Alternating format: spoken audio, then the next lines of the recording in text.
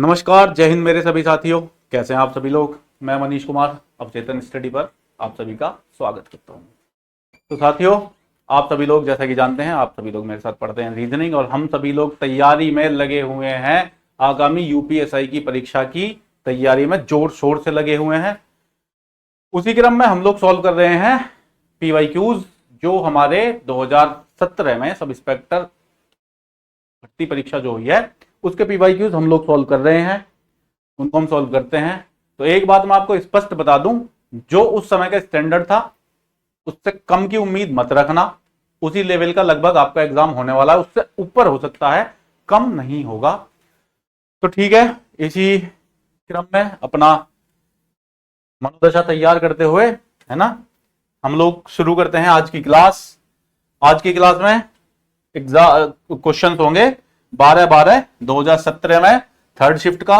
पहली दो शिफ्ट हम बहुत अच्छी तरीके से सॉल्व कर चुके हैं। प्लेलिस्ट आपकी रेडी है, आप अपनी तैयारी से कर सकते हैं। चलिए आज की क्लास शुरू करते हैं। देखते हैं आज की क्लास का पहला क्वेश्चन हमारे सामने स्क्रीन पर। तो ये क्वेश्चन क्या है, पहला क्वेश्चन अगर हम पढ़ लें तो ये कह रहा है कि उस विकल्प का चयन करें जो अन्य से भिन्न है ना, जो अन्य से भिन्न है। तो चार हमें नीचे ऑप्शन दिए गए हैं, मणिपुरी, गरबा, कथकली, ओडिसी।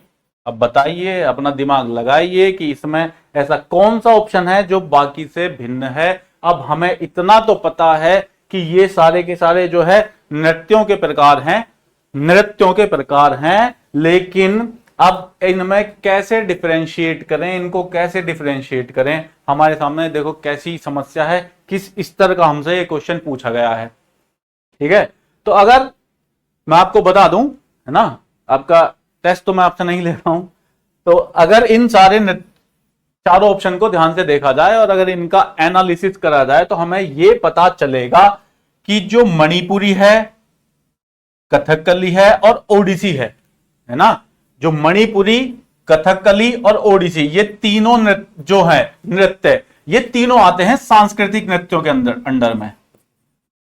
ये तीनों क्या है, सांस्कृतिक नृत्य है। और गरबा जो है सांस्कृतिक कह लीजिए या फिर कह लीजिए शास्त्रीय। ठीक है, ये जो है सांस्कृतिक या शास्त्रीय नृत्य है। और गरबा जो है, गरबा एक लोक नृत्य है। गरबा क्या है, गरबा एक लोक नृत्य है। अब बताइए, आपको ये पता होना चाहिए, इतनी बारीक जानकारी भी आपको होनी चाहिए कि लोक नृत्य और शास्त्रीय नृत्यों के बीच में क्या अंतर होता है। तो मैं आपकी जानकारी के लिए भैया आपको बता दूं कि लोक नृत्य जो होते हैं, लोक नृत्य स्थानीय लोगों द्वारा किए जाते हैं, है ना। स्थानीय लोग इनको करते हैं, लोक नृत्यों को, उस स्थान के हिसाब से वो फेमस होते हैं। और जो हमारे रीति रिवाज हैं, जो उस स्थल के, उस मतलब उस लोकेशन के जो रीति रिवाज हैं, रीति रिवाजों और परंपराओं को इसमें प्रदर्शन किया जाता है। रीति रिवाजों और परंपराओं का प्रदर्शन किया जाता है। जबकि जो सांस्कृतिक नृत्य हैं या शास्त्रीय नृत्य हैं, वो जो शास्त्रीय नृत्य के नियम है, नृत्य के जो नियम है, जो शास्त्र रहे हैं, नृत्यों के ऊपर जो शास्त्र लिखे गए हैं, उन नियमों का फॉलो करते हुए, उन जो मतलब एक प्रॉपर कंट्रोल्ड वे में शास्त्रीय या सांस्कृतिक नृत्य किए जाते हैं। अब जैसे गरबा तो कहां का है, गरबा कहां का, गुजरात का। गरबा क्या है, गुजरात का लोक नृत्य है। अगर और लोक नृत्यों की बात की जाए तो जैसे घूमर, हमने सुना है, घूमर कहां का है, राजस्थान का लोक नृत्य है। और इसी तरीके से भांगड़ा, भांगड़ा कहां का है, भांगड़ा जो है पंजाब का लोक नृत्य है। यह है लोक नृत्य। और बाकी जो मणिपुरी, मणिपुर का, कथकली केरल का और ओडिसी, ओडिशा का, ठीक है, क्या है, ये शास्त्रीय नृत्यों के अंडर में आते हैं। तो इस तरीके से इस क्वेश्चन का आंसर हो जाता है ऑप्शन नंबर बी। तो आप सोच सकते हैं कि इस एग्जाम में आपसे किस स्तर की जानकारी होने की अपेक्षा की गई है। चलिए नेक्स्ट क्वेश्चन देखते हैं। क्वेश्चन नंबर 2 हमारा, है ना, ये हमसे क्या कहता है, क्वेश्चन नंबर 2 आप देख लीजिए किससे रिलेटेड है।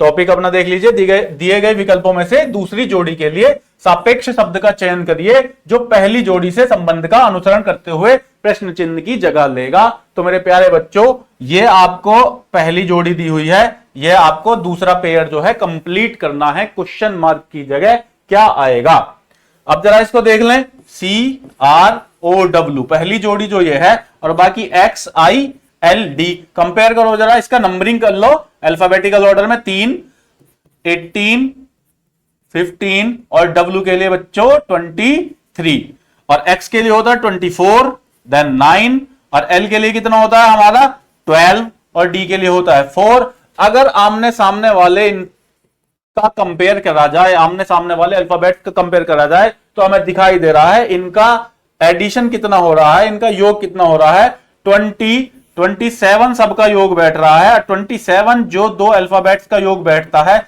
हम जानते हैं अच्छी तरीके से कि वो एक दूसरे के अपोजिट होते हैं, यानी कि पहले पेयर में क्या है, इसके अपोजिट अल्फाबेट्स सामने यूज किए गए हैं। समझ गए मेरी बात, है ना? अगर समझ गए तो इसी तरीके से जो मंकी है, ये हमें जो वर्ड दिया गया है MONKEY, अब इसकी नंबरिंग अगर हम कर लें तो M को 13, O के लिए 15, N के लिए 14 और K के लिए 11, 5 और देन 25।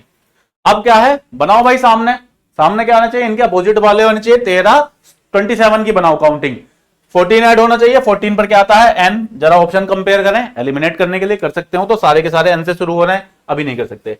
15 देन 12 आएगा, 12 किसके लिए आता है 13, यहां 14, यहां कितना आना चाहिए 13, और ये आना चाहिए 16, 22 और 2 आना चाहिए।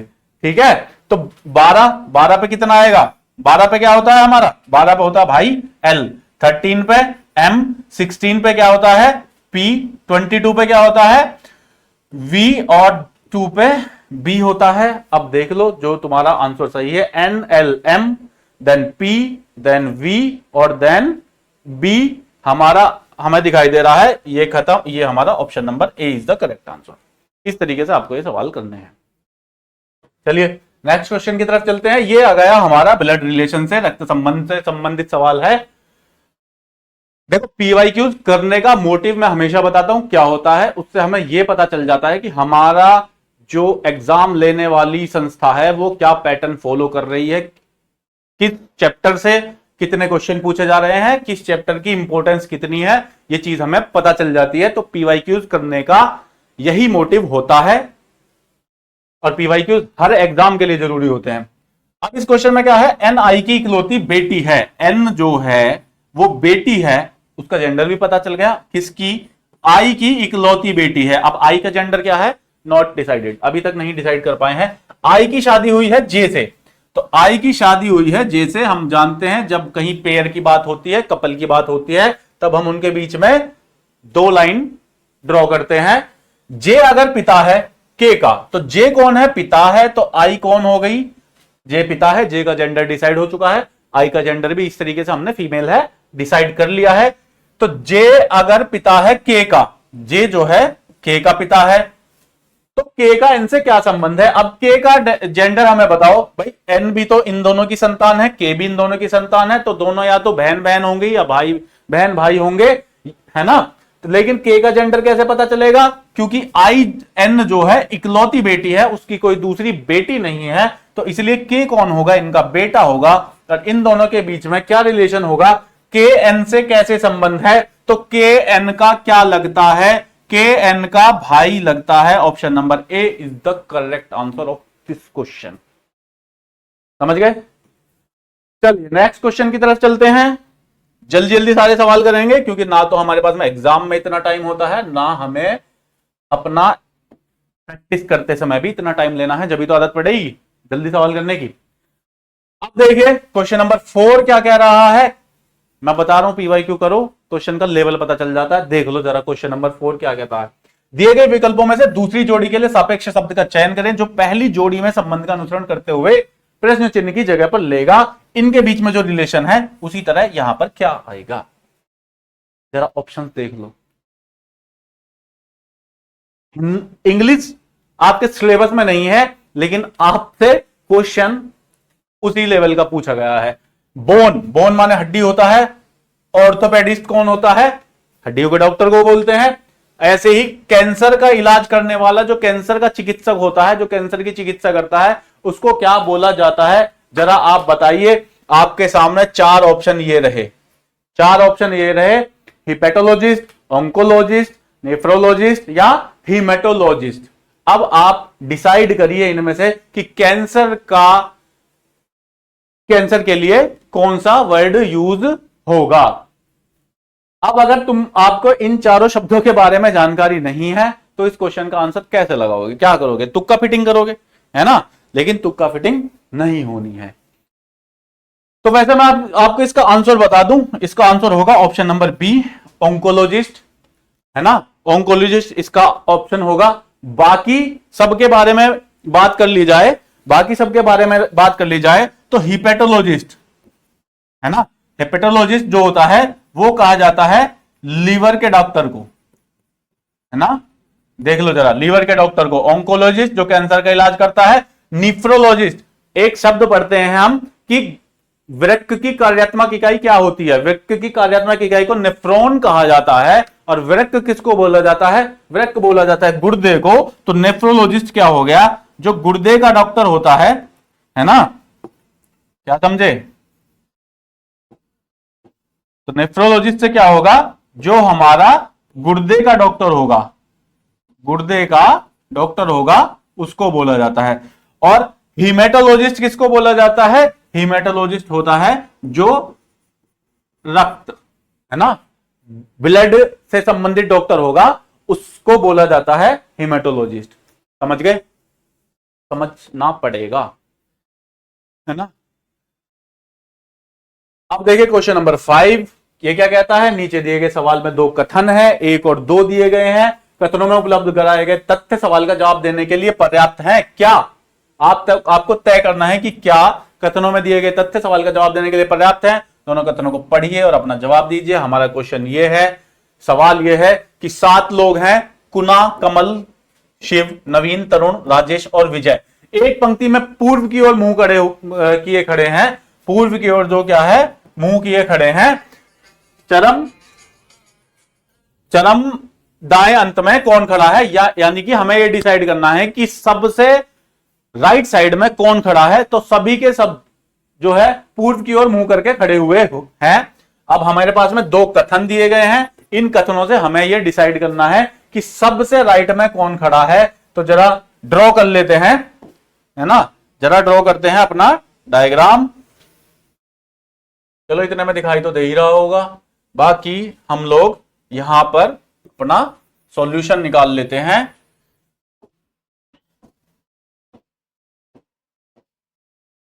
तो 7 लोग हैं, सबके फेस किधर की तरफ है, पूर्व की तरफ है। अच्छा, जब सबको ये डायरेक्शन हमने बताई हुई है, north, south, east and west, तो सबके फेस पूर्व की तरफ है।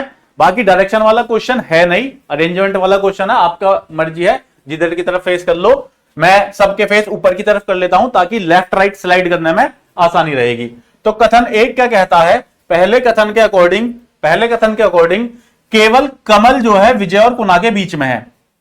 केवल कमल जो है, ये मान लेता हूं मैं कि ईस्ट जो है इधर की तरफ है। अब ईस्ट को मैं ऊपर की तरफ मान लेता हूं, है ना। तो इसको हम अपना इरेज कर लेते हैं। अब देखो, कमल जो है विजय और कुना के बीच में है।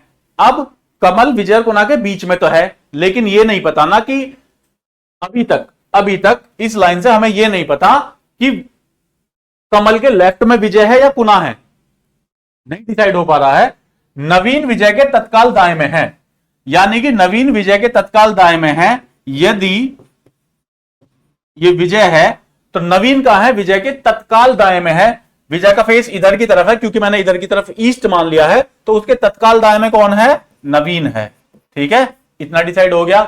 अब अगर पहले वाली लाइन पर जाऊं कि कमल विजय और कुना के बीच में है, तो केवल कमल विजय और कुना के बीच में है। इस चीज का क्या मतलब है कि विजय यहां पर है तो कमल यहां पर है और कुना इधर की तरफ है, क्योंकि इधर तो नवीन, अगर कुना इधर आ गई तो कमल तो उसके बीच में होगा नहीं, नवीन उसके बीच में आ जाएगा।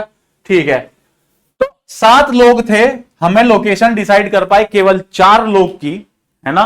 तो क्या अभी हम बता पाएंगे कि बिल्कुल राइट में कौन खड़ा होगा, नहीं डिसाइड कर पाए।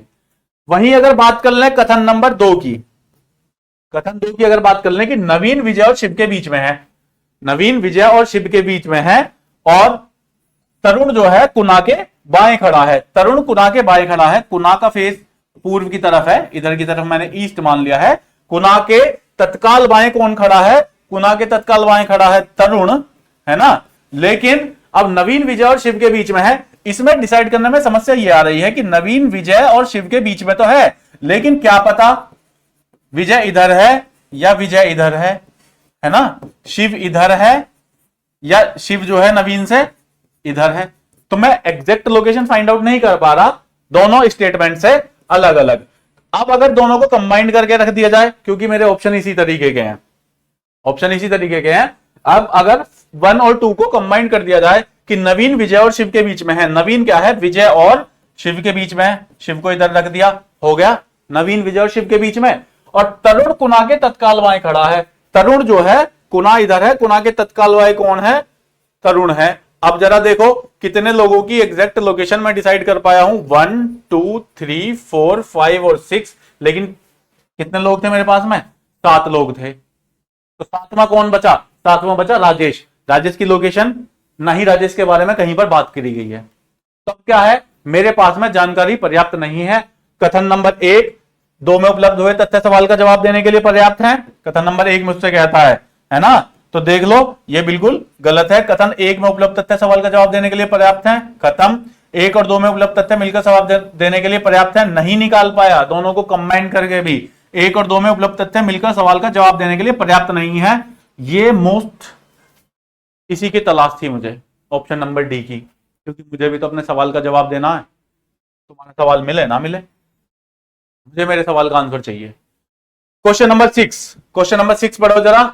नीचे दिए गए सवाल में एक कथन है, उसके बाद में 2 पूर्वानुमान 1 और 2 दिए गए हैं, आपको कथन में सब कुछ सच मानना है, कथन में क्या है, सब कुछ सच मानना है, फिर 2 पूर्वानुमानों पर विचार करना है, फिर तय करना है कि कौन सा तार्किक रूप से किसी भी संदेह से परे कथन में दी गई जानकारी का अनुसरण करता है।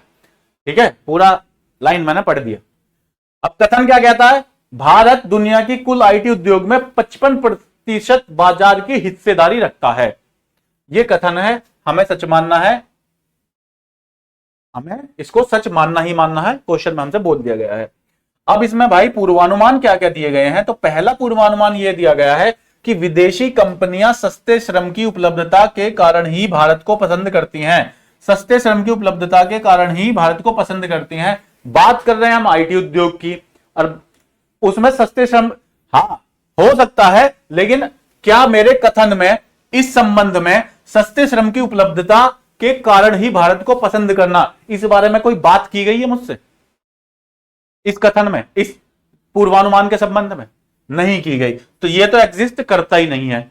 दूसरा, केंद्र सरकार ने बहुराष्ट्रीय कंपनियों को उनकी प्रगति के लिए विभिन्न सब्सिडियां प्रदान की हैं, बात कहीं की है, कहीं की कहीं जा रही है, तुम कहीं की बात लाके उसमें घुसाए दे रही हो, तो पूर्वानुमान 2 जो है वो भी एग्जिस्ट नहीं करता है इस कथन के अकॉर्डिंग। अच्छा, एक्चुअल में क्या है उस स्थिति पर मत जाना, बात हो रही है केवल इस कथन की कि क्या ये जो दोनों पूर्वानुमान है इस कथन पे के हिसाब से एग्जिस्ट करते हैं, तो नहीं करते। दोनों पूर्वानुमान 1 और 2 अंतर्निहित है, केवल एक अंतर्निहित है, केवल 2 अंतर्निहित है, कोई सा भी अंतर्निहित नहीं है। Option number C is the correct answer. तो ये चलिए नेक्स्ट क्वेश्चन क्या है, क्वेश्चन नंबर 7 सिटिंग अरेंजमेंट से रिलेटेड है।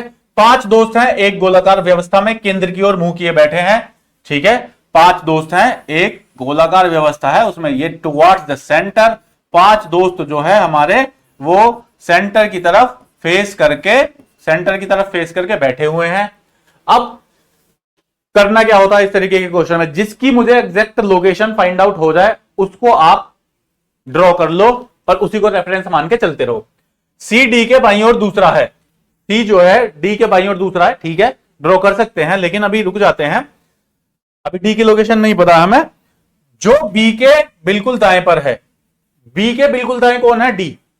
अब जो अगर मैं बी को कहीं पर भी ड्रॉ कर लेता हूं तो बी का फेस सेंटर की तरफ है, बी के बिल्कुल दाएं पर कौन है, डी है, और सी जो है डी के बाईं ओर दूसरा है, डी का फेस इस तरफ है, डी का फेस इस तरफ है, उसके बाईं ओर दूसरा, बायां हाथ इधर की तरफ होगा, बाईं ओर दूसरा, पहला तो है बी और दूसरे की बात करी जाए तो सी की लोकेशन यहां पर मुझे मिल जाती है।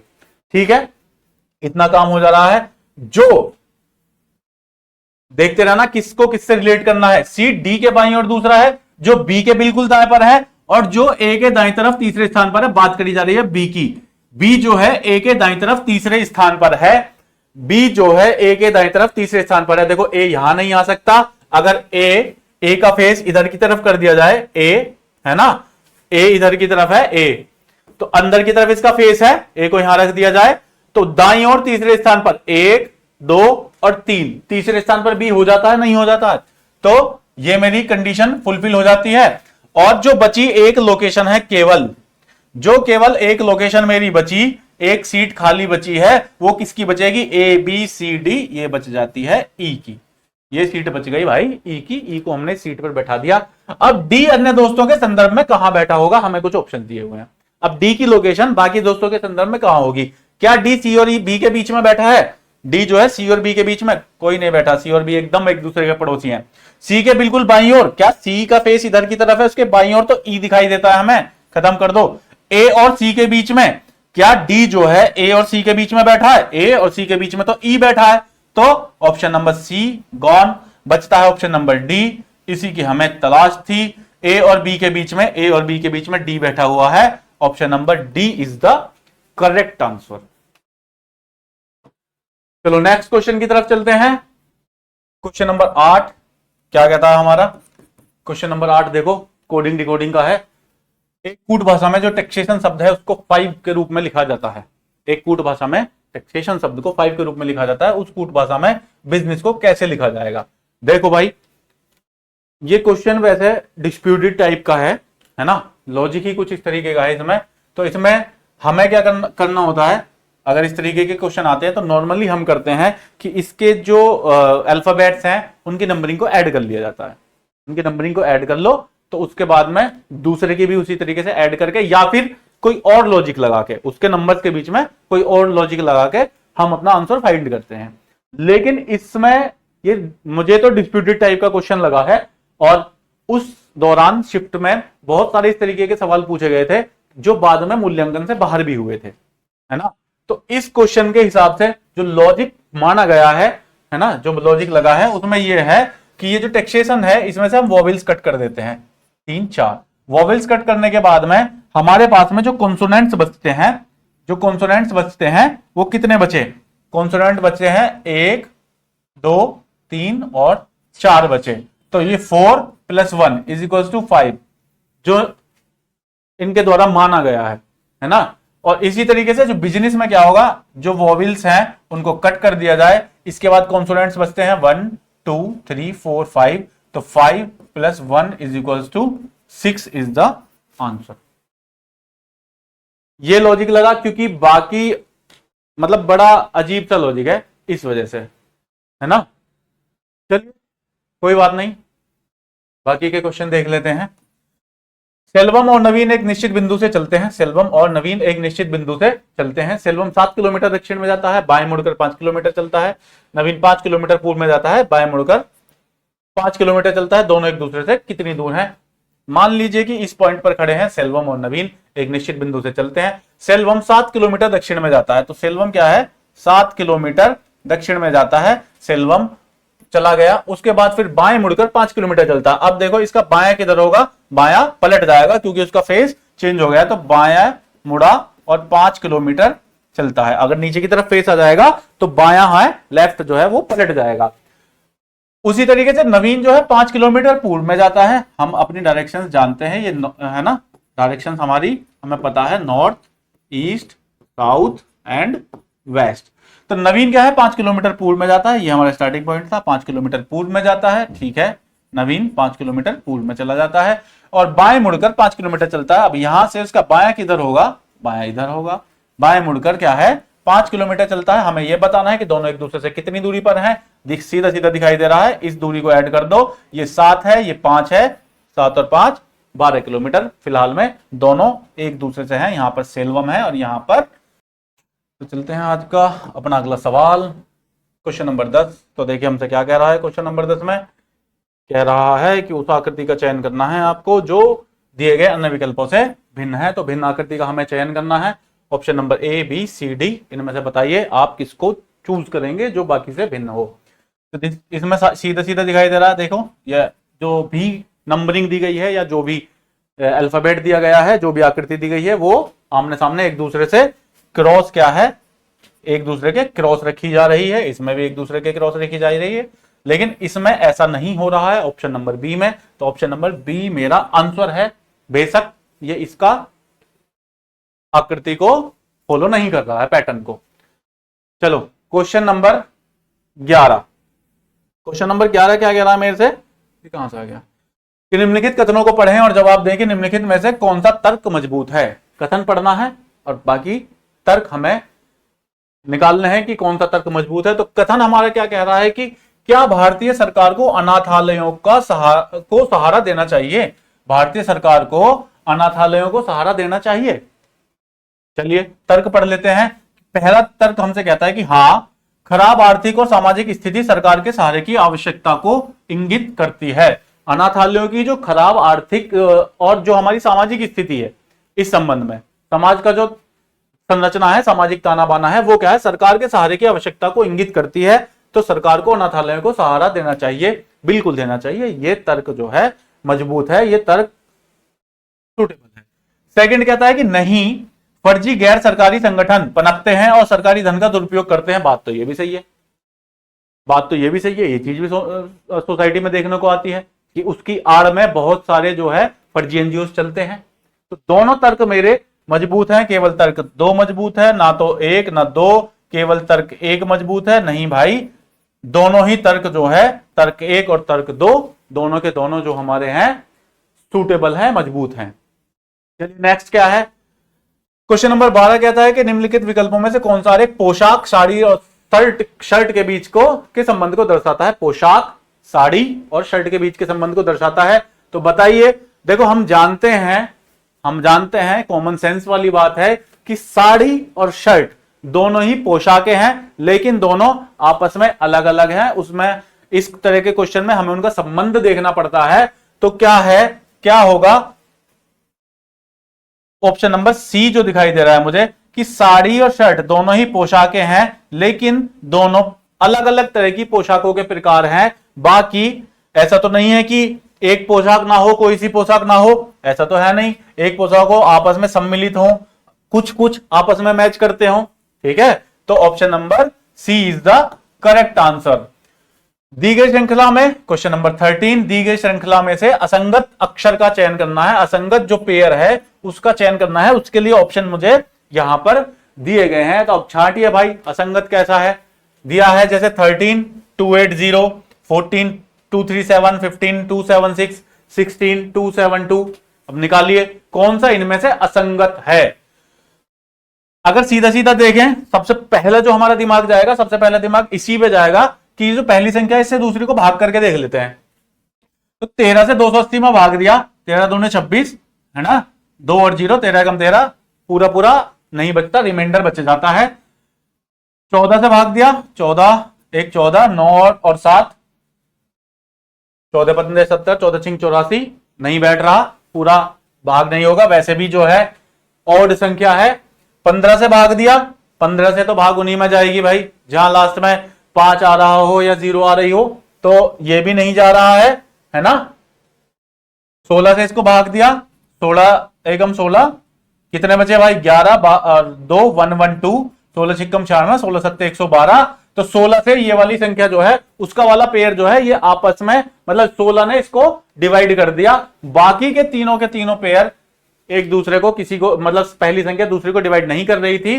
तो 16 और 272 वाला जो पेयर है वो इनमें सबसे अलग है। अब वो मेरे किस क्वेश्चन में है, वो मुझे मिल जाता है ऑप्शन नंबर बी में। समझ गए, समझ गए होंगे, नहीं तो वीडियो को कृपया करके पॉज करें या रिवाइंड करें।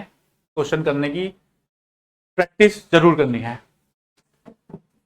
क्वेश्चन नंबर 14 क्या कहता है कि एक चित्र में एक लड़की की ओर इशारा करते हुए सीता ने कहा, एक चित्र में एक लड़की की ओर इशारा करते हुए सीता कहती है कि उसकी मां का पिता मेरी बहन का दादा नाना है। अच्छा, ये दोनों ऑप्शन क्यों आए हैं एक साथ, ये दोनों वर्ड क्यों आए हैं, क्योंकि दादा और नाना दोनों के लिए ही ग्रैंडफादर यूज होता है, ठीक है। तो जबकि उसकी माँ उसके दादा नाना की इकलौती बच्ची है, सीता का उस लड़की से क्या संबंध है, जरा बना के देखो ये ब्लड रिलेशन कैसे बनेगा। एक लड़की की ओर इशारा करते हुए सीता ने कहा कि उसके माँ का पिता, यानी कि जो लड़की है उसकी माता, लड़की की माता की बात करी जा रही है, लड़की के माता का पिता, उनके भी पिता की बात करी जा रही है। मेरी बहन का दादा या नाना है ना, दादा या नाना है, जबकि उस लड़की की मां मेरी बहन का दादा या नाना है। अब यह जो व्यक्ति है वो सीता की सिस्टर का दादा या नाना है। तो भाई सीता इस स्टेप तक पहुंचने के लिए, इस पीढ़ी के रिलेशन तक पहुंचने के लिए दादा या नाना क्या है, दो पीढ़ी अप का रिलेशन है।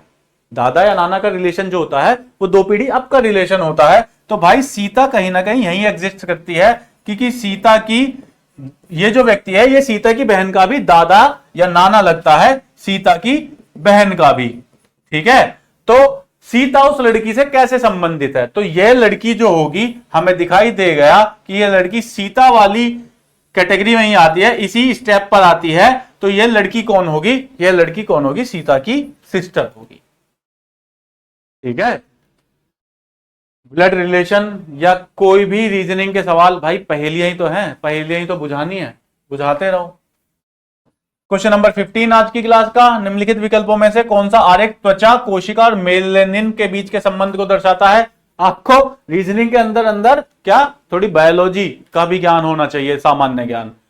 अब हमें पता है त्वचा हमारी जो बॉडी ये है, स्किन है, ये किससे, सेल्स से मिलकर बनी हुई होती है, और मेलानिन उसी के अंदर पाया जाने वाला तत्व है जो त्वचा के कलर को डिसाइड करता है। तो हमें पता है कि त्वचा होती है, त्वचा के अंदर कोशिकाएं होती हैं और कोशिकाओं के अंदर मेलानिन पाया जाता है। अगर इतनी जानकारी आपको है तो आप इस क्वेश्चन का आंसर निकाल लेंगे, अदरवाइज आप इस क्वेश्चन का आंसर नहीं निकाल पाएंगे। आप इसके according option number B is the correct answer. इसीलिए मैं बार बार कहता हूं कि 17 वाले एग्जाम का लेवल देख लेना, उन्हें जरूर कर लेना पीवाईक्यूज को।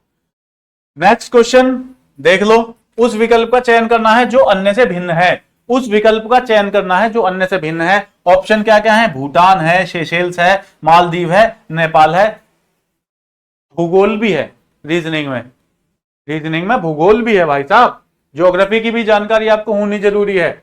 अब निकालो भाई क्या इसमें से भिन्न है, क्या इनमें से सबसे अलग है। अब देखो भूटान, सेशेल्स, मालदीव और नेपाल, अगर इनमें सारे देशों को बात करें, आपने मैप की तैयारी अगर करी हो, मैप आपने पढ़ा हो, तो आप देखेंगे कि भूटान, देन मालदीव्स एंड नेपाल, ये तीनों के तीनों क्या है, ये एशिया की कंट्रीज हैं, एशिया महाद्वीप की कंट्रीज हैं। लेकिन जो सेशेल्स है वो अफ्रीका महाद्वीप की कंट्री है। समझ गए मेरी बात। तो भूगोल की भी जानकारी आपको होनी चाहिए अगर रीजनिंग में नंबर लाने हैं तो।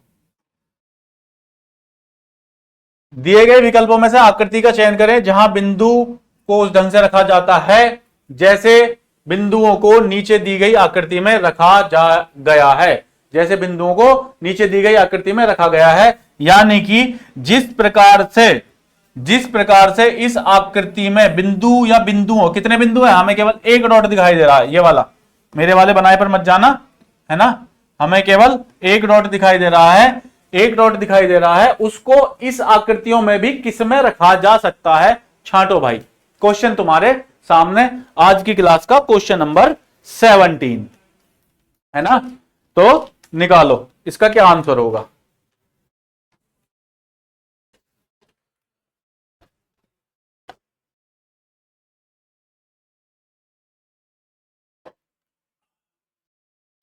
हमें बिंदु दिखाई दे रहा है, देखो हमारे पास में एक त्रिभुज है, एक आयताकार आकृति है और एक है वर्गाकार आकृति, यह हमें दिखाई दे रहा है। और जो बिंदु है उसकी लोकेशन क्या है कि वो जो त्रिभुज में तो है नहीं, देखो त्रिभुज यहां तक खत्म है, लेकिन वो इस वर्ग के और इस आयत के बीच में फंसा हुआ है। तो अब हमें ऐसा ही पॉइंट इसमें निकालना है, ऐसी ही शेप कहीं पर बन रही हो ताकि हम बिंदु को इसी प्रकार इनमें से कोई से में रख सकें। तो जरा बताओ यहां पर ऐसी कोई जगह है जो केवल उस बिंदु को आयत और वर्ग के अंदर रखा जा सके? ऑप्शन नंबर ए में जरा चेक करें, यहां पर रख सकते हैं हम, ठीक है, यहां पर रख सकते हैं। अगर बिंदु को रख दिया जाए, देखो यहां रख देंगे तो वो सबके अंदर आ जाएगा, इनके अंदर भी आ जाएगा, तो यहां नहीं रखेंगे, यहां पर इस बिंदु को रखा जा सकता है। ऑप्शन नंबर बी को अगर चेक करें तो ऐसी आकृति जो केवल आयत और वर्ग कवर कर रहे हो, तो यहां पर ऐसी आकृति, इसको अगर आप ध्यान से देखेंगे तो कहीं नहीं बन रही है। इसमें इसको अगर आप जज करें, केवल आयत और वर्ग की बात करी जा रही है, यहां पर त्रिभुज आ गया, उसने आयत को कवर कर, वर्ग को कवर कर लिया, नहीं बन रही है। इसमें केवल आयत और केवल वर्ग उस आकृति को घेर रहे हो, आयत तो यहां खत्म हो जाता, वर्ग यहां खत्म हो जाता है, यहां भी नहीं बन रही है, तो option number A is the correct answer. देख लो जरा ये क्वेश्चन करने कैसे होते हैं। चलो नेक्स्ट, आगे क्या है, क्वेश्चन नंबर 18 आज की क्लास का। दिए गए विकल्पों में से उस शब्द का चयन हमें करना है जिसका दिए गए शब्द के अक्षरों का उपयोग करके गठन नहीं किया जा सकता है। वर्णमाला पर आधारित सवाल है, इसकी क्लास हो चुकी है, आप चाहें तो देख सकते हैं अवचेतन स्टडी चैनल विजिट करके। अब देखो ये मुझे वर्ड दिया गया है, मुझे ऐसा वर्ड चयन करना है नीचे से जो इसके शब्दों से मिलकर, इसके अक्षरों से, सॉरी, इसके अक्षरों का उपयोग करके, इस शब्द के अक्षरों का उपयोग करके नहीं बनाया जा सकता। केमिल्यूमिनेसेंट ये शब्द है। अच्छा, इस शब्द का अर्थ जानते हैं? केमिल्यूमिनेसेंट का अर्थ जानते हैं? केमिल्यूमिनेसेंट का अर्थ मैं आपको बता देता हूं। केमिल्यूमिनेसेंट जो है, इस शब्द का अर्थ होता है रसायन दीप्ति। रसायन दीप्ति इसको हिंदी में बोला जाता है, ठीक है। रसायन दीप्ति का मतलब क्या होता है? रसायन दीप्ति यानी कि कोई ऐसी घटना जब दो केमिकल, एक केमिकल रिएक्शन के बाद में जिससे लाइट उत्पन्न होती हो, जिससे प्रकाश उत्पन्न होता हो, तो ऐसी घटना को क्या कहते हैं? ऐसी केमिकल रिएक्शन को क्या कहा जाता है? केमिल्यूमिनेसेंट कहा जाता है, ठीक है। इसकी प्रोनाउंसिएशन भी देख लेना। तो अब जरा, अच्छा, इस तरीके की घटना बायोल्यूमिनेसेंट जो हमने पढ़ी है वो किसमें? जुगनू में दिखाई देती है। ये आपका जीके का भी क्वेश्चन है, ठीक है। अब जरा चेक करो, SELENE, ठीक है।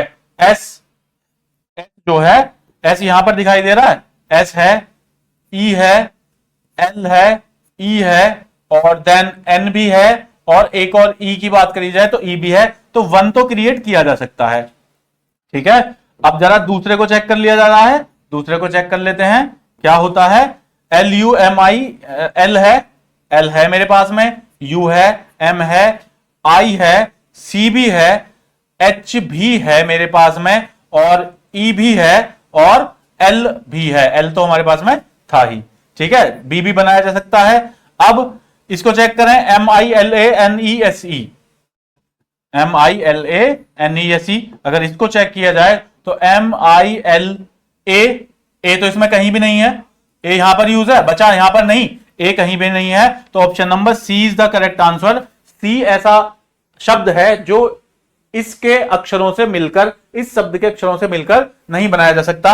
अब अगर HIME जो चौथा वर्ड है मेरा, उसको अगर मैं चेक कर लूं, चौथे वर्ड को भी अगर चेक कर लिया जाए, HIEMS, तो H है, I है, E है, M है, S है, ये भी बनाया जा सकता है, लेकिन जो C वाला है उसको नहीं बनाया जा सकता, तो वो मेरा आंसर है। चलो नेक्स्ट क्वेश्चन करते हैं।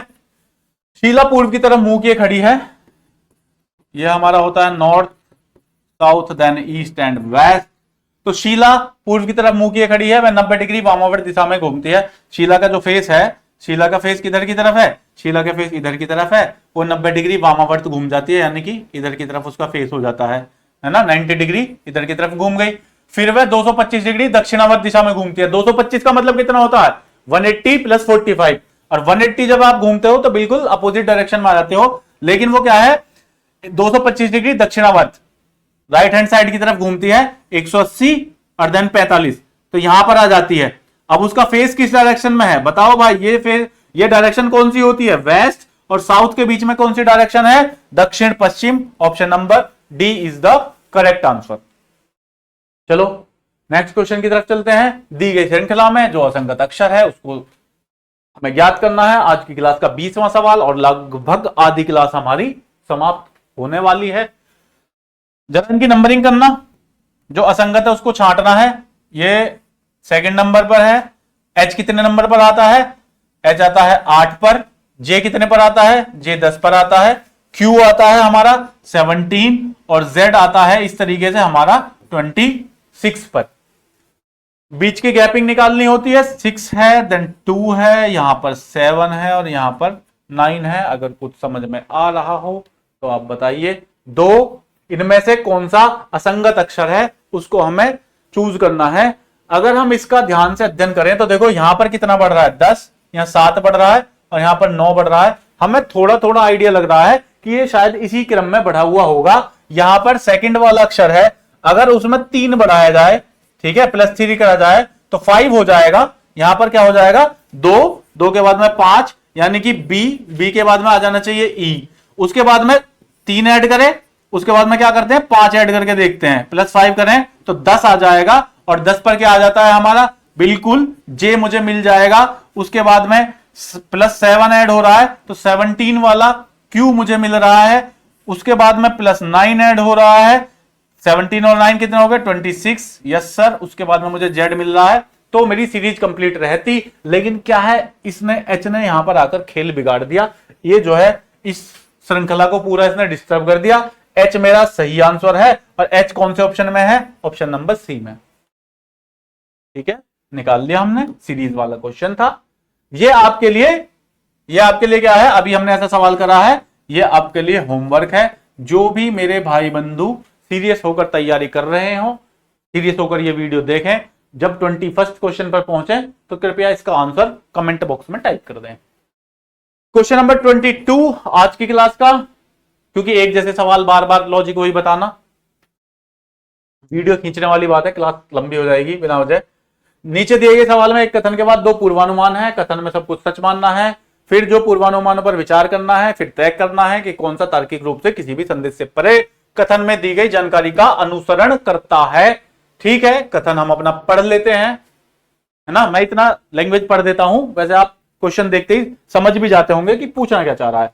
जो छात्र, कथन कह रहा है कि जो छात्र रिकॉर्ड बुक प्रस्तुत नहीं करते उन्हें प्रैक्टिकल परीक्षा में भाग लेने की अनुमति नहीं दी जाएगी। कथन कह रहा है कि जो छात्र अगर प्रैक्टिकल बुक प्रेजेंट नहीं करेगा, उससे रिकॉर्ड बुक प्रेजेंट नहीं करेगा, उन्हें प्रैक्टिकल में नहीं बैठने दिया जाएगा। तो मेरे पूर्वानुमान क्या है, प्रैक्टिकल परीक्षा में भाग लेने के लिए रिकॉर्ड बुक अनिवार्य है। यस सर, बिल्कुल ऐसे ही तो वो कह रहा है कि जो रिकॉर्ड बुक प्रस्तुत नहीं करेगा वो प्रैक्टिकल में अनुमति नहीं लेगा। तो प्रैक्टिकल परीक्षा में भाग लेने के लिए रिकॉर्ड बुक तो अनिवार्य हो गई अकॉर्डिंग टू मेरे कथन। प्रैक्टिकल परीक्षा एक छात्र की एक विषय में तकनीकी रूप से मजबूत बनाती है। प्रैक्टिकल परीक्षा एक छात्र को एक विषय में तकनीकी रूप से मजबूत बनाती है। मजबूत बना रही है, कमजोर बना रही है, कितनी लाभदायक उसके लिए, इस बारे में हमसे कोई बात नहीं की गई है। इसलिए कथन नंबर जो पूर्वानुमान 2 है वो तो एग्जिस्ट नहीं करता है। केवल पूर्वानुमान एक अंतर्निहित है। यस सर, दोनों नहीं है, ना तो एक ना दो, ये भी ऑप्शन नहीं है। केवल पूर्वानुमान एक अंतर्निहित है, दोनों ऑप्शन एक से हो गए हैं। इसको आप 2 करके यहां पर कट का निशान लगा लो। ठीक है, चलिए नेक्स्ट क्वेश्चन आज की क्लास का, क्वेश्चन नंबर 23। दी गई श्रृंखला में प्रश्नवाचक चिन्ह के स्थान पर क्या आएगा, हमें क्लियर दिखाई दे रहा है। क्या ऐड हो रहा है, 5 और 6 11, 11 और 8 हो रहा है, फिर उसके बाद में 10 हो रहा है, तो 6 8 10। अब क्या होगा, अब भाई 12 ऐड हो जाएगा और 29 और 12 कितने हो जाते हैं 41। 41 is the correct answer, option number D. बहुत आसान सवाल था, कठिन सवाल भी मिलेंगे, आसान सवाल भी मिलेंगे, लेकिन सिलेक्शन उसी का होगा जो कठिन सवालों को भी ऐसे ही सॉल्व करेगा जैसे आसान सवाल किए जाते हैं। अगला क्वेश्चन श्रृंखला का, प्रश्नवाचक चिन्ह के स्थान पर क्या आएगा, 2 और 5 7, 7 और 9 16, 16 और उसके बाद में 13 29। तो 5 और 4 9 और 4 13 और 4 क्या होगा, फिर 17 ऐड हो जाएगा और 29 17 क्या हो जाएगा 46 इज द करेक्ट आंसर। बहुत समय नहीं लगाना, देखते ही खत्म कर देना ये सवाल। एक निश्चित कूट भाषा में जो स्मार्ट है उसको ये लिखा जा रहा है, उस कूट भाषा में प्राइम को कैसे लिखेंगे। सबसे पहले तुरंत SMART, ये तो तुम्हें याद हो जाने चाहिए। S के लिए कितना होता है 19, M के लिए होता है मेरे बच्चे 13 1 और R के लिए होता है 18 और T के लिए होता है 20। उसको क्या लिखा जाता है Q, then O, then Y और T और R लिखा जाता है। तो Q के लिए कितना होता है 17, O के लिए कितना होता है 15, Y होता है मेरा 25 और T होता है 20 और R होता है 18 पर। तो क्या संपर्क आपको इसमें नजर आ रहा है, आप इतना निकालो। मैं PRIME के लिए निकाल लेता हूं। P को लिखा जाता है मेरा 16, R के लिए लिखा जाता है 18, I के लिए 9, M के लिए लिखा जाता है 13 और E के लिए होता है 5। तो देखो अगर नीचे निकाला जाए तो यहां 19 से 17 पर आ रहा है, -2 हो रहा है, 13 से 15 +2, 1 से 25। अब आप कहोगे 1 को क्या लिखा जा सकता है, 27। मैं आपको कई बार बता चुका हूं क्योंकि इसको साइक्लिक फॉर्म में लेकर जाना है। 27 में से -2 हो रहा है, 18 में +2 हो रहा है, 20 आ गया, 20 में से -2। तो यह -2 +2 -2 +2 का इसमें खेल चल रहा है। वही काम हम भी कर देते हैं। 16 पहले करते हैं -2, तो क्या आना चाहिए 14। 14 किसके लिए होता है, n के लिए। एकदम तत्काल 2 ऑप्शन तो मेरे खत्म हो गए, है ना। 18, अब मुझे +2 करना है, फिर आएगा 20, n के लिए हो गया, 20 होता है t के लिए, t दोनों में है, अभी नहीं ऑप्शन चूज कर सकता। 9, उसके बाद में अच्छा मुझे क्या करना, -2 +2 -2 +2 और -2। तो 9 में से 2 गए 7। 7 किसके लिए होता है, g के लिए होता है 7, g दोनों में है। 13 और 2 कितना होगा, 15 हो गया। 15 किसके लिए होता है मेरा, o के लिए होता है, o भी सब में है, लास्ट तक ही करवा के मानेगा। 5 में से 2 गए, कितना हो गया, 3 आ गया। 3 आता है c के लिए, तो option number c is the correct answer. आप शुरू और लास्ट वाला करके भी अपना आंसर जल्दी फाइंड कर सकते थे। जो ट्रिक आप लगा पाओ, जितना जल्दी आप कर पाओ, जितना आप अपना समय बचा पाओ। चलिए अब आते हैं हमारे ये मशीन इनपुट आउटपुट के क्वेश्चंस। मशीन इनपुट आउटपुट के क्वेश्चन जो हैं ये हमें बहुत ध्यान से करने होते हैं, बहुत ध्यान से करने होते हैं। अब 26 से 28, 26, 27, 28 यानी कि 3 क्वेश्चन हमारे इस पर बेस्ड हैं। नीचे दी गई जानकारी का ध्यान से अध्ययन करना है, दिए गए सवाल का जवाब देना है। इनपुट और उसके पुनर्विन्यास का एक उदाहरण है, ये केवल एग्जाम्पल है। सबसे पहले आपको क्या करना है, इनका पैटर्न पहचान लीजिए, है ना। सबसे पहले आप इनका पैटर्न पहचान लीजिए। क्या हो रहा है, इनपुट ये है क्विकर 5, 14, 28, 38 वार्स, 18 येलो। अच्छा, इसमें हमें याद मतलब ध्यान रखने वाली चीज क्या है, हम क्या चीज ऐसी पॉइंट आउट करें जिससे हमारा क्वेश्चन जल्दी हो। आप क्या करो, आप फर्स्ट जो अल्फाबेट है उसको लेकर चलो, है ना। अब देखो वैसे इसने पैटर्न वो आगे करेंगे हम, इसने पैटर्न क्या फॉलो करा है, Q, F, देन W और Y येलोज, ठीक है Y। तो Y को सबसे पहले रखता है, यानी कि सबसे लास्ट वाला, सबसे अंतिम वाला, अल्फाबेटिकल ऑर्डर के हिसाब से सबसे लास्ट वाला जो अक्षर है, अल्फाबेट है, उसको सबसे पहले उठा के रखता है। देन पूरी की पूरी श्रृंखला ऐसे की ऐसी कॉपी कर दी गई है। उसके बाद में क्या करता है, 14 को लाया। देखो सारे नंबर्स में से सारे नंबर को कंपेयर करो तो 14 सबसे छोटा है, तो 14 को लाया है अगले स्टेप में। फिर बाकी सारी की सारी श्रृंखला जो है, 14 तो हट चुका है, ऐसी की ऐसी कॉपी कर दी गई है। उसके बाद येलोज 14 इतना सेट हो चुका था। W को लाया है क्योंकि Y से पहले क्या आएगा, Y से पहले मुझे W दिखाई देता है Q और F के मुकाबले में, तो उसके बाद में W अपने यहां से उठ के यहां आ गया। बाकी सारी की सारी श्रृंखला जो है इसने एज इट इज रख दी है, उसको एज इट इज रख दिया गया है। उसके बाद में 14 के बाद 18 आता है, यानी कि क्या कर रहा है, अल्फाबेटिकल ऑर्डर में जो सबसे लास्ट में आने वाला अल्फाबेट है उसको पहले रखा जा रहा है और नंबर्स को बढ़ते हुए क्रम में इसने अरेंज करा है। और इस तरीके से इसने 5 चरण में अपना इनपुट को फाइनलाइज कर दिया। इसका अंतिम चरण कौन सा है, 5वां है। चलिए हम समझ गए, हमें अपना एक पैटर्न हमारे दिमाग में सेट हो गया कि इसने किस तरीके से इनपुट को अरेंज सेटलमेंट उसका किया है। अब हमारे पास में क्या है, क्वेश्चन नंबर हमारा 26 क्या कहता है, हमारा ऊपर चरणों में पालन किए गए नियमों के अनुसार ये चरण 2 है, एक इनपुट का चरण 2 ये है।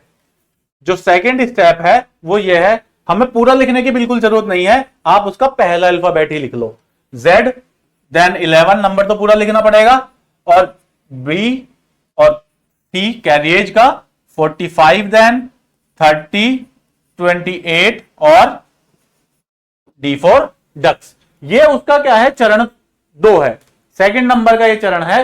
तो इस पुनर्विन्यास को पूरा करने के लिए और कितने चरण आवश्यक हैं, अब जाओ भाई लास्ट तक। सेकंड के बाद में आएगा थर्ड स्टेप, इतना तो सेटलमेंट। देखो Z सबसे लास्ट में आएगा, Z अपनी जगह पर है, और सारे नंबर्स अगर मैंने देखे तो 11 सबसे छोटा था, वो अपनी जगह पर, इतना तो सिस्टम मेरा सेट है। तो Z 11। इसके बाद में क्या आना चाहिए भाई, Z से पहले B, C और D, इसको कंपेयर करो तो क्या आएगा, सीधी सी बात है D आएगा। तो D को हम यहां से उठा लेते हैं, यहां से मैंने D को उठा लिया। उसके बाद सारी की सारी श्रृंखला जो है उसे एज इट इज कॉपी करो, C, देन 45, 30 और 28। 1 2 3 4 5 6 7 8 है ना, 4 नंबर हैं और 4 अल्फाबेट्स हैं मेरे पास में। चौथे चरण में क्या होगा, चौथे चरण में Z सेट हो चुका है, 11 अपनी जगह सेट है, D अपनी जगह सेट हो चुका है। अब क्या आएगा, 11 से बड़ा नंबर, 11 से बड़ा नंबर क्या दिखाई दे रहा है मुझे, 28 कंपेयर करा तो बाकी 28 को उठा लिया जा रहा है यहां से, बाकी एज इट इज लिख दो, जो बचे B, C, 45 और 30। अब पांचवें चरण की बात जब आती है तो देखो भाई इतना तो सेटलमेंट हो चुका है, Z 11 और D देन 28। अब क्या करना है, अब आना है अल्फाबेट। तो अल्फाबेट बचता है C और B में, कौन आता है बाद में, C आता है। फिर उसके बाद B 45 एंड देन 30।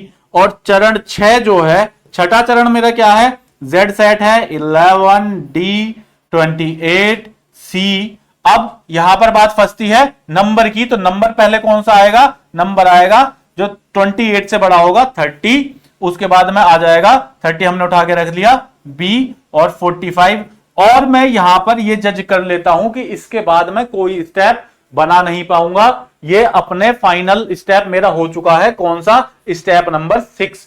तो मुझसे यही पूछा, क्योंकि सारे के सारे अरेंज हो गए ना, Z अपनी जगह 11, फिर D देन C आएगा, B आएगा, ये अरेंज हो गए। 11 के बाद 28, 30 देन 45। अब आगे तो कुछ करने की जरूरत है नहीं। तो मैंने कितने स्टेप्स में इसको पूरा कर पाया, ये कह रहा है कि पुनर्विन्यास को पूरा करने के लिए और कितने चरण आवश्यक हैं। अब यहां पर 6 देखते ही 6 मत आंसर लगा देना, 6 आपका आंसर है नहीं। 6 चरणों में ये पूरा तो हो रहा है, इसने 2 तक तो हमको दे ही रखा था, 2 चरण तक। कह रहा कि और कितने चाहिए, तो और मुझे 3 4 5 6 यानी कि कुल मिलाकर 4 और चाहिए। तो 4 मेरा ऑप्शन नंबर C में दिखाई दे रहा है, तो ये इसका आंसर है। 6 इसका आंसर नहीं होगा। समझ गए, समझ जाओ, समझना पड़ेगा। 27 क्वेश्चन नंबर। अब लो, इसने अपना जो है बदल दिया, इसको हमारा जो इनपुट है वही बदल दिया, लेकिन ठीक है हमें लॉजिक पता है, हम शुरू कर देते हैं। जो हमारा इनपुट है उसके अकॉर्डिंग, जो हमारा इनपुट है उसके अकॉर्डिंग जो अल्फाबेट्स है उन्हें जल्दी लगा लो। B देन C 11, 45, 30, Z 28 और डस्क। ठीक है, ये है। इसमें चरण 5 में 28 की स्थिति क्या है, इसके चरण 5 में 28 की स्थिति क्या है, क्या ये पीछे वाला ही था क्या, है ना, इसका चरण ये था। चरण 5 में 28 की स्थिति क्या है, चरण 5 देख रहे हैं कि ये हमारा इसी तरीके से सारे के सारे अल्फाबेट्स वही हैं, तो अरेंज इसी तरीके से होगा। चरण 5 पर चले जाएं, अगर आप चाहे अरेंज करके भी देख लेना। चरण 5 में 28 की स्थिति मुझसे पूछी है, इस वाले में चरण 5 में 28 की स्थिति मुझसे पूछी है। बाएं से चौथा देखें जरा, बाएं से चौथा है क्या, बायां 1 2 3 4, यस सर, बाएं से चौथा है 28 मिल जाता है। उसके बाद नेक्स्ट देखें, बाएं से पांचवा नहीं है, बाएं से छठा भी नहीं है, और दाएं से दूसरा, दाएं से दूसरा तो 45 है, तो दाएं से दूसरा भी नहीं है। इस तरीके से मुझे मिल जाता है मेरा इसका आंसर कि 28 की स्थिति है बाएं से चौथा। क्वेश्चन टाइम टेकिंग है, लेकिन करने पड़ेंगे, है ना, करने पड़ेंगे। मेंटली तैयार होना पड़ेगा। मेंटली तैयार कैसे होना पड़ेगा भाई, एग्जाम का लेवल आप डिसाइड नहीं कर सकते, एग्जाम का लेवल एग्जामिनर डिसाइड करेगा। तो मेंटली तैयार आपको रहना है, करना ही पड़ेगा, प्रिपेयर करके रखना है। हर किसी से मैं हमेशा बताता हूं कि हर किसी से अच्छी बात एक्सपेक्ट करो, हर चीज में से अपने काम की चीज निकाल लो। तो जो बुरे लोग होते हैं वो भी कभी कभी सही बात बता देते हैं, है ना। जो सीरियल चल रहा है, सीरियल चलता है महाभारत का, उसमें वो लाइन मामा शकुनी की भी बहुत फेमस है, कहता है कि भांजे युद्ध भूमि में उतरने से पहले मनोभूमि में खेला जाता है। तो आपको भी अपने आप को मेंटली प्रिपेयर करना पड़ेगा। चलो नेक्स्ट क्या है, question number 28। Machine input output से ही जुड़ा हुआ है। ऊपर किए गए चरणों में पालन किए गए नियमों के अनुसार एक इनपुट का चरण 3 जो है वो ये है। तो पांचवा चरण क्या होगा? अब तीसरा चरण जो है हमारा train 22 then star 60 31 F H और 52 है। तो हमसे ये पूछ रहा है चरण क्या होगा। देखो भैया, हमने लॉजिक निकाला था कि अल्फाबेटिकल ऑर्डर में जो सबसे लास्ट में आने वाला अल्फाबेट है उसको सबसे पहले उठा के रखा जाएगा। अब मेरे पास अल्फाबेट है टी एस एफ और एच। अब इसमें मुझे क्लियर दिखाई दे रहा है कि टी जो है सबसे पहले आना चाहिए। क्यों? क्योंकि अल्फाबेटिकल टेबल जो है उसमें टी सबसे लास्ट में आता है, इसलिए टी सबसे पहले रखा जाएगा। अब पांचवा चरण मुझसे पूछ रहा है, मुझे ऑप्शन ये दे रखे हैं, क्या एस टी के बाद में आता है? एस तो टी से पहले आता है। तुम कहां से पहले फर्स्ट पोजीशन ले रहे हो भाई? और बी भी गलत, क्योंकि मुझे पता था कि मुझे पहले क्या है, अल्फा जो वर्ड्स हैं उनको अरेंज करना है। नंबर कैसे पहले आ जाएगा? खत्म। सी मुझे लगता, और डी में भी इसी तरीके से नंबर को पहले दिया गया है, ये भी खत्म। ऑप्शन नंबर सी ही बचता है मेरे पास।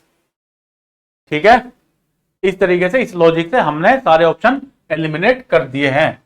क्वेश्चन नंबर 29 क्या कहता है? नीचे दिए गए सवाल में दो कथन है। कथन का ये तो कथन है, तय करना है कि कथन उपलब्ध कराए गए तथ्य का सवाल देने के लिए पर्याप्त है। दोनों कथनों को पढ़ें और अपना जवाब दें। तो हमारा सवाल यह है कि कलई के संदर्भ में नायर की दिशा क्या है? दिशा और दूरी पर आधारित सवाल है। तो कलई के रेस्पेक्ट में नायर की पोजीशन हमसे पूछी गई है। ऑप्शन पहला कथन हमसे क्या कहता है? अपना बना लो क्या डायग्राम जो हम जानते हैं, ये नॉर्थ, ये साउथ, ईस्ट और वेस्ट। तो पहला जो मेरा कथन है, पहला कथन मुझसे क्या कहता है कि कलई रमेश के उत्तर में 10 मीटर की दूरी पर है। यानी कि रमेश कहीं पर है और उसके उत्तर में अच्छा इसके थोड़ा सा नीचे बनाते हैं। रमेश है कहीं पर और उसके उत्तर में 10 मीटर की दूरी पर क्या है? उत्तर में कलई है। ठीक है, इतना काम हो जाता है। विजय कलई के उत्तर पश्चिम में 5 मीटर की दूरी पर है। अब उत्तर पश्चिम कौन सी डायरेक्शन होती है? ये वाली। तो विजय जो कलई के उत्तर पश्चिम में 5 मीटर की दूरी पर है, यहां पर कौन है? विजय। तो मुझसे किसकी लोकेशन पूछी थी? कलई और नायर की। तो नायर की तो अभी बात कहीं हुई नहीं, तो पहले कथन से तो मैं अपना आंसर दे ही नहीं पाया। कथन 2 क्या कहता है? नायर विजय के पश्चिम में 5 मीटर की दूरी पर है। कथन 2 में यही बनाता हूं, नायर जो है विजय के पश्चिम में 5 मीटर की दूरी पर है। 5 मीटर ही है यहां पर, आप कुछ भी लिख सकते हो। तो 5 मीटर की दूरी पर क्या है? नायर है। तो भाई मुझे निकालना था तो कलई और नायर की लोकेशन, कलई के संदर्भ में नायर की दिशा, लेकिन कथन 2 में भी बात नहीं करी गई। अब जरा दोनों को मर्ज करके देखते हैं कि नायर विजय के पश्चिम में 5 मीटर की दूरी पर है। अगर नायर को विजय के पश्चिम में 5 मीटर की दूरी पर यहां रख दिया जाए, तब मुझे पता चल जाएगा कि कलई के रेस्पेक्ट में नायर की लोकेशन किस डायरेक्शन में है। ये मैंने निकाल लिया। ये किस डायरेक्शन में मुझे दिखाई दे गई? ये मुझे दिखाई दे गई उत्तर पश्चिम डायरेक्शन में, उत्तर पश्चिम में दिखाई दे गई। तो मैंने निकाल लिया, लेकिन मैं निकाल पाया दोनों कथनों को मर्ज करके। अब अपना ऑप्शन छाटो कि कथन 1 में उपलब्ध तथ्य सवाल का जवाब देने के लिए पर्याप्त है, नहीं निकाल पाए थे। कथन 1 और 2 में उपलब्ध तथ्य मिलकर सवाल का जवाब देने के लिए पर्याप्त नहीं है, भाई साहब निकाल लिया था। कथन 2 में उपलब्ध तथ्य सवाल का जवाब देने के लिए पर्याप्त है, नहीं निकाल पाए थे केवल कथन 2 से। तो बचता है कथन नंबर ऑप्शन नंबर सी, कथन 1 और 2 में उपलब्ध तथ्य मिलकर सवाल का जवाब देने के लिए पर्याप्त है। यस सर, हम निकाल चुके थे। ठीक है, चलो अगले सवाल की तरफ बढ़ते हैं। क्वेश्चन नंबर 30, कथन दिए गए हैं, निष्कर्ष दिए गए हैं। आपको यह निकालना है कि कौन सा तार्किक रूप से अनुसरण करता है कथन का निष्कर्ष। तो कथन में क्या है? कुछ शैंपू कंडीशनर हैं, जो कुछ शैंपू हैं, है ना, कुछ शैंपू जो हैं वो क्या है? कंडीशनर हैं। कुछ शैंपू कंडीशनर हैं। सभी तेल कंडीशनर हैं। सभी तेल क्या है? कंडीशनर है। ठीक है भाई, सभी तेल कंडीशनर बन जाते हैं। अब मुझसे निष्कर्ष क्या निकलवाना है कि सभी तेल शैंपू हैं। भाई सभी तेल शैंपू हैं, क्या आपको दिखाई दे रहा है? ऐसा तो नहीं है। खत्म हो जाओ बिल्कुल। निष्कर्ष पहला, कुछ शैंपू तेल हैं, कुछ शैंपू तेल हैं। तो शैंपू और तेल की तो बात करी ही नहीं गई है, तो कहां से कुछ शैंपू और तेल हो जाए? खत्म करो ना। तो 1 भी नहीं करता, 1 2 भी नहीं करता, option number D is the correct answer. ना तो 1 ना ही 2 अनुसरण करता है, यही सवाल का आंसर हो जाता है। चलो अगले क्वेश्चन की तरफ चलते हैं। आज की क्लास का क्वेश्चन नंबर 31, ये भी आपका होमवर्क में देता हूं। जो मेरा मित्र बंधु इस क्वेश्चन तक पहुंचे, कृपया करके इस सवाल का जवाब कमेंट बॉक्स में दे दे। अच्छा देखो भाई, ये सवाल भी आपको करने हैं 32 से लेकर 34 तक। 3 क्वेश्चन जो है क्या है, नीचे दी गई जानकारी का अध्ययन करें, ध्यान से अध्ययन करना है, ध्यान से अध्ययन करने के लिए बोला गया हमसे, और नीचे दिए गए सवाल का जवाब दें। एक संगठन में कृषि अधिकारियों की भर्ती के लिए कुछ शर्तें दी गई हैं। उम्मीदवार के लिए कृषि अधिकारियों की भर्ती निकली हुई है, आपकी दरोगा की भर्ती निकली हुई है। आपके लिए शर्तें क्या है? आपके लिए शर्तें यह है कि आपको एग्जाम क्रैक करना है, चारों सब्जेक्ट ध्यान से पढ़ने हैं, मैथ, रीजनिंग, हिंदी और जीके जीएस, है ना। 35% हर किसी में होने चाहिए, 50% ओवरऑल होने चाहिए, उसके बाद मेरिट भी क्रैक करनी है। आपके लिए ये शर्तें हैं। चलो खैर सवाल पढ़ते हैं कि कम से कम क्या क्या शर्तें हैं। पहली शर्त यह है कि कम से कम 60% कुल अंकों के साथ कृषि के क्षेत्र में स्नातक हो, कृषि के क्षेत्र में स्नातक हो, 60% अंक हो। कम से कम 50% कुल अंकों के साथ में चयन प्रक्रिया को पास किया हो, जो उनके लिए आपके लिए भी है 50% वाली, कम से कम, आगे कुछ नहीं पता कहां तक मेरिट जाएगी। और 1 अक्टूबर 2016 को 35 साल की उम्र उसने पूरी कर ली हो। ये 3 उसके लिए शर्तें दी गई हैं, तब उसका चयन किया जाना है। उसके बाद भी कंडीशंस हैं, इतने में ही आपका पीछा नहीं छूटा है। एक आवेदक के मामले में जिन्होंने अन्य सभी मानदंडों को पूरा कर लिया है, ऊपर की शर्तें वो पूरे करते हैं, सिवाय पहले कथन में क्या कर रहा है, बी। अगर वो बी को पूरा नहीं करता है, यानी कि उसके पास में 50% कुल अंकों के साथ उसने चयन प्रक्रिया को पास नहीं किया है, तब लेकिन उसने किसी के क्षेत्र में स्नातकोत्तर उपाधि डिग्री ली है, तो मामला उपाध्यक्ष को भेजा जा सकता है। अगर बी को फुलफिल नहीं करता है तो इसको फुलफिल किया जाना चाहिए, और कर रहा है तो मामला उपाध्यक्ष को भेजा जा सकता है। सेकंड में क्या कह रहा है कि यदि ए को पूरा नहीं करता है, यानी कि उसने 60% कुल अंकों के साथ अगर स्नातक नहीं किया है, तो वो चयन प्रक्रिया में 60% से अधिक अंक हासिल कर लिए हैं, तो इस मामले को मुख्य महाप्रबंधक के पास में भेजा जा सकता है। ये शर्तें हैं उम्मीदवार के चयन की। अब अपने क्वेश्चन देख लेते हैं। क्वेश्चन इस पर बेस्ड क्या कहता है कि इस मामले में हमें क्या निर्णय लेना है। जो समीर है, समीर एक बीएससी में कृषि स्नातक है, बिल्कुल, और उसने 50% कुल अंकों के साथ में प्रथम श्रेणी में उत्तीर्ण किया है। 50% कुल अंकों के साथ उसने प्रथम श्रेणी में उत्तीर्ण किया हुआ है, लेकिन हमसे मांगी गई है 60% अंकों के साथ में उसने उत्तीर्ण किया हुआ हो। 60% अंकों के साथ में उत्तीर्ण किया गया हो, वो कंडीशन नंबर 1 है, उसको फुलफिल नहीं करता है। 11/5/98 को 78 को उसका जन्म हुआ है, तो इस हिसाब से उसने 35 ईयर्स की एज तो पूरी कर ली। जो तीसरी थी हमारी कंडीशन कि उसने 35 साल की उम्र पूरी कर ली हो। अगर ये एज से इससे 78 से 11/5/78 से उसकी डेट ऑफ बर्थ निकाली जाए तो 22 वो हो गए, और 2016 तक तो 35 ईयर की एज उसने पूरी कर ली। 3 तो फुलफिल होती है, पहली पूरी नहीं होती। चयन प्रक्रिया में 72% अंक अगर उसने हासिल करे हैं, चयन प्रक्रिया में 72% अंक हासिल करने हैं, लेकिन हमें 50% करने थे। लेकिन हमारे पास में एक कंडीशन ये है कि लेकिन अगर उसने चयन प्रक्रिया में 60% से अधिक अंक हासिल किए हैं, तो इस मामले को मुख्य महाप्रबंधक के पास भेजा सकता है। तो यही समीर के केस में हो रहा है कि उसने स्नातक में तो 50% अंक प्राप्त करने हैं, जो कि 60% करने थे, लेकिन उसके पास में है नहीं। लेकिन साथ ही साथ उसने चयन प्रक्रिया में 72% अंक हासिल करे हैं, और उसका डेट ऑफ बर्थ वाली कंडीशन भी फुलफिल हो रही है। तो क्या होगा, उम्मीदवार को मुख्य महाप्रबंधक के पास में भेजा जाना है। यही हमसे कहा गया है कि प्रक्रिया में 60% से अधिक अगर चयन प्रक्रिया में अंक हासिल किए हैं, तो इस मामले को मुख्य महाप्रबंधक के पास में भेजा जाना चाहिए। ओके, निकाल लिया 32 का। 33वां क्वेश्चन हमसे क्या कहता है कि इस मामले में क्या निर्णय लेना है कि अशोक मल्होत्रा ने 65% कुल अंकों के साथ में बीएससी किया है। तो पहली वाली जो कंडीशन थी वो उसने फुलफिल कर ली, क्योंकि हमें 60% चाहिए थे, और इसके पास कितने हैं, इसके पास में 65% है। ठीक है, कृषि के क्षेत्र में स्नातकोत्तर डिग्री ली है, और कृषि के क्षेत्र में उसने स्नातकोत्तर डिग्री ली है, कृषि के क्षेत्र में उसके पास में पीजी है, पोस्ट ग्रेजुएट है। 43% के साथ में चयन प्रक्रिया को उत्तीर्ण किया है। यहीं पर समस्या आ गई।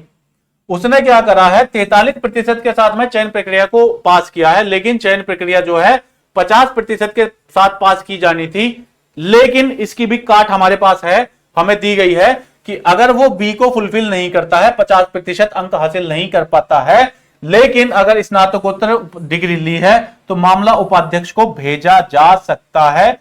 तो अशोक मल्होत्रा का जो मामला है वो किसको, उपाध्यक्ष के पास में भेजा जा सकता है। और एज वाला क्राइटेरिया 72 उनकी डेट ऑफ बर्थ है, तो 28 और 16 हमारा 35 साल की एज क्राइटेरिया को कंप्लीट वो कर रहा है।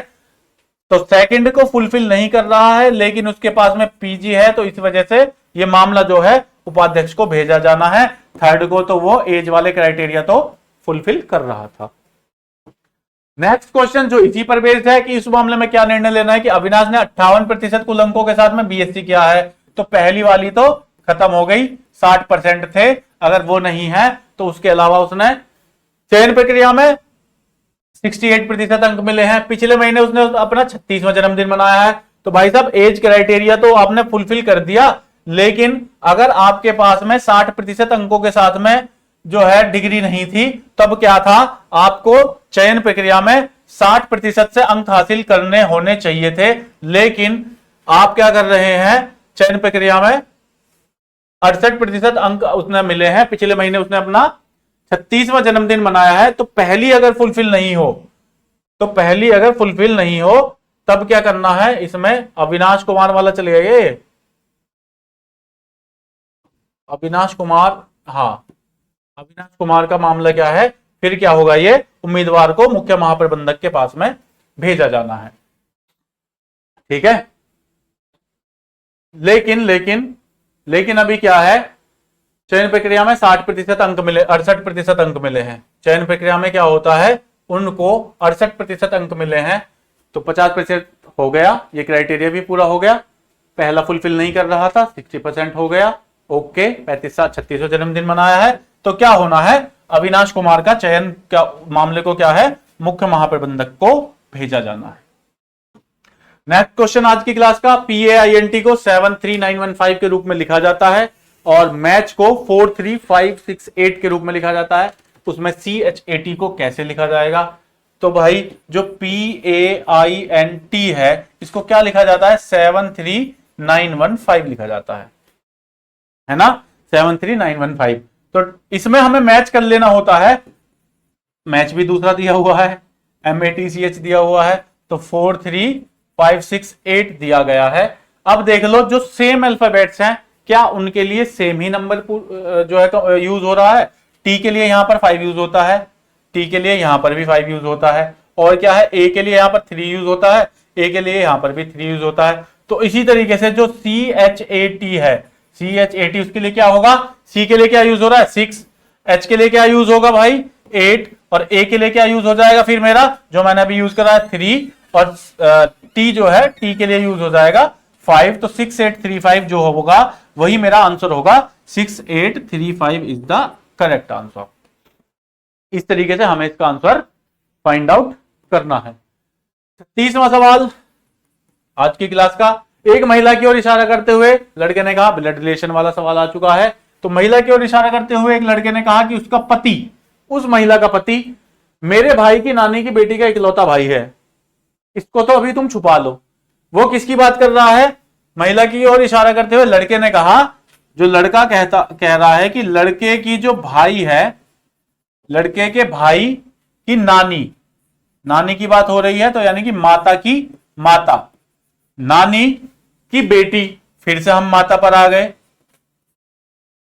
नानी की बेटी का इकलौता भाई है, नानी की बेटी, सॉरी यहां सिंगल लगेगा, नानी की बेटी का जो इकलौता भाई है, वो इकलौता भाई जो है वो कौन है, उस महिला का पति, इसी की तो बात की जा रही है।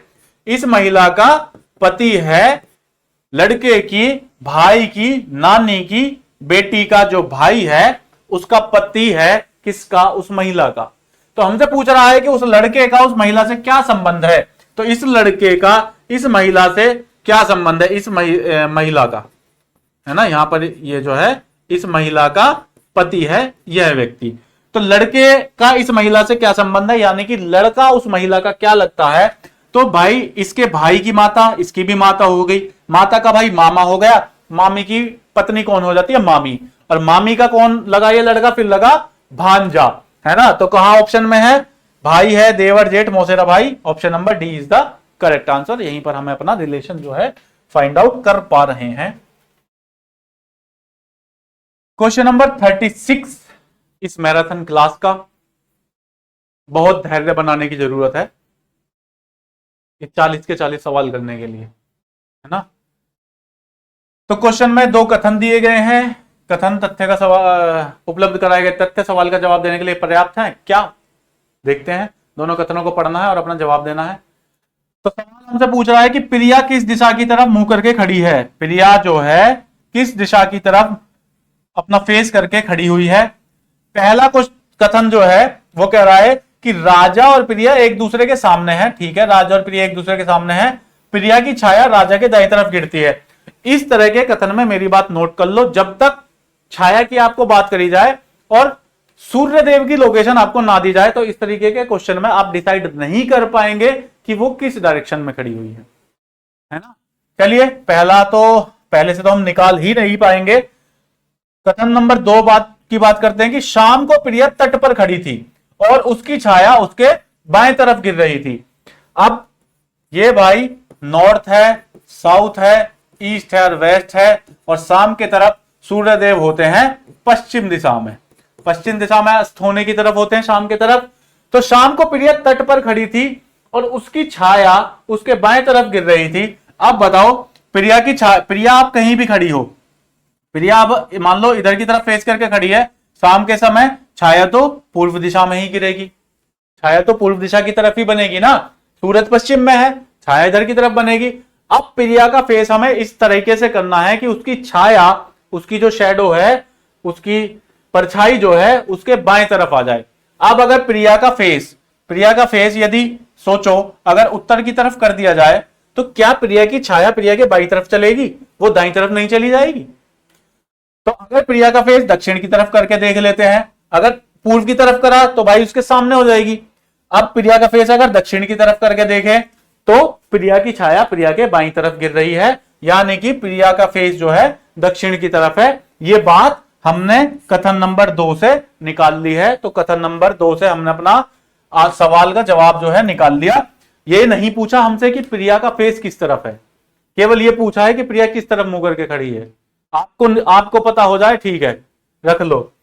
कथन 2 में उपलब्ध तथ्य सवाल का जवाब देने के लिए पर्याप्त है, यस सर निकाल लिया था। कथन 1 और 2 में उपलब्ध तथ्य मिलकर एक की हमें जरूरत नहीं है, ना ही हमारे पास एक में ऐसी जानकारी कुछ है। 1 और 2 उपलब्ध तथ्य मिलकर सवाल का जवाब देने के लिए पर्याप्त है, नहीं है। कथन 1 में उपलब्ध तथ्य सवाल का जवाब देने के लिए पर्याप्त है, 1 से हम निकाल ही नहीं पा रहे हैं। 38वां सवाल आज की क्लास का, 2 कथनों के बाद में निष्कर्ष दिए गए हैं, निष्कर्ष पढ़ें और तय करें कि कौन सा निष्कर्ष तार्किक रूप से कथन का अनुसरण करता है। कथन क्या है, सभी नाइट्रोजन अद्वितीय हैं, जो जितने भी नाइट्रोजन हैं, है ना, N2 जितना भी नाइट्रोजन है वो जो है अद्वितीय है, अद्वितीय है, ठीक है, बात इनकी करी जा रही है।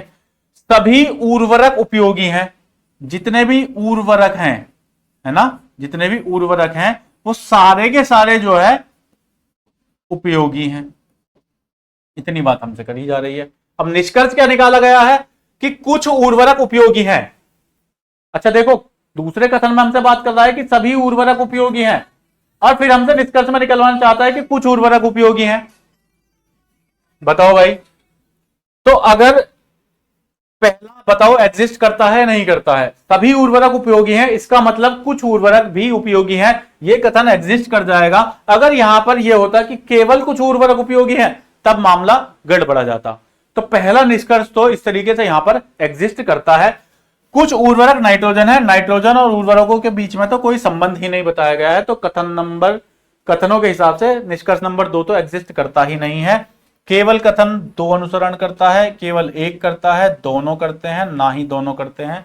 हमें अपना आंसर मिल चुका है, हम अपना आंसर फाइंड आउट कर चुके हैं। इन कथनों को पढ़ना है और जवाब देना है कि कौन सा तर्क मजबूत है। क्या वैश्वीकरण ने भारत के विकास में मदद की है? बताओ भाई, क्या वैश्वीकरण ने भारत के विकास में मदद की है? तर्क इसके रेस्पेक्ट में जो दिए गए हैं, पहला कहता है हां, क्योंकि वैश्वीकरण उपायों को 90 के दशक के उत्तरार्ध में शुरू किया गया था, भारत स्थिर आर्थिक वृद्धि हासिल करने में सक्षम हो गया था, जबकि अन्य विकसित अर्थव्यवस्थाएं मंदी से संघर्ष कर रही थी। तो आप इसमें बताइए। और साथ ही साथ तर्क 2 कहता है कि नहीं, आर्थिक वृद्धि मात्र आय में वृद्धि नहीं होती, इससे लोगों के कल्याण में वृद्धि भी करनी चाहिए। वैश्वीकरण के उपायों को अपनाने के 20 साल बाद भी भारत में अभी भी गरीब लोगों का 1% है। अब बताइए इसका क्या आंसर होगा? मैं आपसे उम्मीद करूंगा कि आप इस क्लास में यहां तक पहुंचे हो और इसका आप आंसर दें मुझे कमेंट सेक्शन में, ठीक है? इसलिए मैं आपको, क्योंकि कथन निष्कर्ष के बहुत सवाल हो गए, मैं भी तो देखूं आपका कहां तक दिमाग काम करने लगा। चलिए, क्वेश्चन नंबर 40 आज की क्लास का बहुत इजी है। सोच रहा हूं इसे भी होमवर्क दे दूं, लेकिन करा देता हूं। चलो, गणेश शाम को सूर्य की दिशा में साइकिल चलाता है। गणेश शाम को सूर्य की दिशा में साइकिल चलाता है। शाम को हमें पता है सूर्यदेव जो है पश्चिम दिशा में होते हैं, है ना, पश्चिम दिशा की तरफ होते हैं। ये हमारा जो वेस्ट है, ये ईस्ट है, ये साउथ हो गया, नॉर्थ हो गया। तो शाम को सीधी सी बात है गणेश सूर्य की दिशा में साइकिल चलाता है, यानी कि गणेश पश्चिम दिशा में साइकिल चला रहा है। थोड़ी देर बाद वो अपने बाएं मुड़ता है। अब बताओ, वो अपने बाएं मुड़ जाता है, फिर से दाएं मुड़ता है। अगर इधर की तरफ फेस अप हो गया तो अब दाया किधर की तरफ हो गया? दाया पलट गया, इधर की तरफ हो गया उसका राइट साइड, है ना। थोड़ी देर बाद वो फिर से दाएं मुड़ता है, इधर की तरफ फेस हो चुका है, वो फिर से दाएं मुड़ता है। अब वह किस दिशा के सामने खड़ा है? बताओ भाई, किस दिशा की तरफ उसका फेस है? यह हमें दिखाई दे रहा है कि उसका उत्तर दिशा की तरफ फेस है। तो आज के 40 सवालों की यह श्रृंखला इस तरीके से पूरी होती है। बहुत मेहनत लगी है, मेहनत आपको भी करनी है, हम तो मेहनत कर ही रहे हैं। मैं, मेरे पूरे अवचेतन परिवार की टीम आपके साथ में मेहनत करने में लगी हुई है।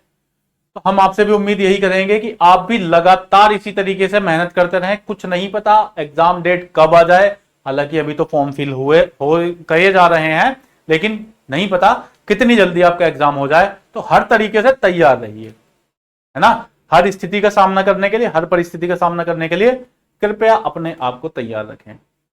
इसी के साथ मिलेंगे अब अगली क्लास में नेक्स्ट शिफ्ट के साथ, नेक्स्ट शिफ्ट के सारे क्वेश्चंस के साथ।